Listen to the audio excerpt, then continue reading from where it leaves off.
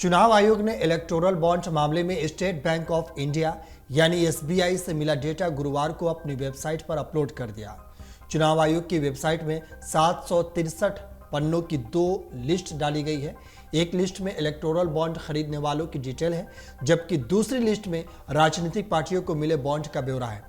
चुनाव आयोग की वेबसाइट में अपलोड की गई सारी जानकारी 3 मूल्य वर्गों के बॉन्ड की खरीद से जुड़ा हुआ है। इलेक्टोरल बॉन्ड 1 लाख रुपए, 10 लाख रुपए और 1 करोड़ रुपए के खरीदे गए हैं। हालांकि दी गई जानकारी में यह पता लगाने का कोई तरीका नहीं है कि किस कंपनी ने किस पार्टी को डोनेशन दिया है। बता दें कि सुप्रीम कोर्ट की 5 जजों की संविधान बेंच ने 15 फरवरी को इलेक्टोरल बॉन्ड की बिक्री पर रोक लगा दी थी। सुप्रीम कोर्ट ने एसबीआई को मंगलवार शाम तक इलेक्टोरल बॉन्ड का पूरा डेटा सौंपने को कहा था। एसबीआई ने मंगलवार शाम करीब 5:30 बजे चुनाव आयोग को डेटा सौंप दिया था। इसके बाद चुनाव आयोग ने गुरुवार को इसे सार्वजनिक किया।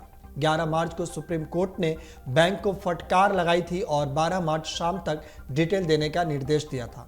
चुनाव आयोग के डेटा के मुताबिक इलेक्टोरल बॉन्ड के जरिए BJP, Congress, AIADMK, BRS, Shivsena, TDP, YSR Congress को डोनेशन मिला। इलेक्टोरल बॉन्ड के खरीदने में अपोलो टायर्स, लक्ष्मी मित्तल, सुला वाइन आदि शामिल है। बता दें कि 4 मार्च को एसबीआई ने सुप्रीम कोर्ट में याचिका लगाकर इसकी जानकारी देने के लिए 30 जून तक का वक्त मांगा था। एसबीआई का कहना था कि डेटा का मिलान करने में समय लगेगा, इसके लिए 30 जून तक की मोहलत मांगी गई थी। इलेक्टोरल बॉन्ड की जानकारी देने से जुड़े केस में एसबीआई की याचिका पर 11 मार्च को सुप्रीम कोर्ट ने करीब 40 मिनट तक सुनवाई की थी।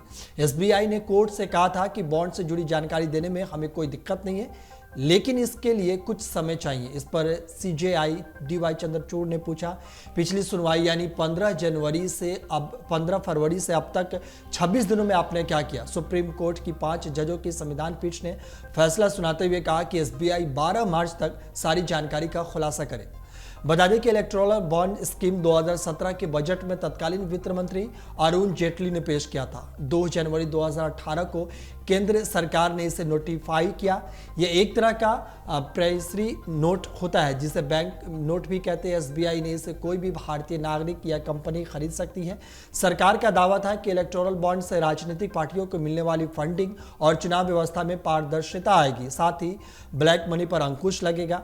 दूसरी ओर इसका विरोध करने वालों का तर्क था कि इलेक्टोरल बॉन्ड खरीदने वालों की पहचान जाहिर नहीं की जाती है, इससे ये चुनाव में काले धन के इस्तेमाल का जरिया बन सकते हैं। बाद में चुनाव को 2017 में ही चुनौती दी गई थी, लेकिन सुनवाई 2019 में शुरू हुई। 12 अप्रैल 2019 को सुप्रीम कोर्ट ने सभी पॉलिटिक पार्टियों को निर्देश दिया कि 30 मई 2019 तक में एक लिफाफे में चुनावी बॉन्ड से जुड़ी सभी जानकारी चुनाव आयोग को दे। हालांकि कोर्ट ने इस योजना पर रोक नहीं लगाई। वहीं फ्यूचर गेमिंग और होटल सर्विसेज ने 1368 करोड़ रुपए का चंदा दिया है। अगर आप ये वीडियो YouTube पर देख रहे हैं तो हमारे चैनल को सब्सक्राइब करें और बेल आइकन को दबाना ना भूलें। अगर आप Facebook पर ये वीडियो देख रहे हैं तो हमारे पेज को लाइक करें।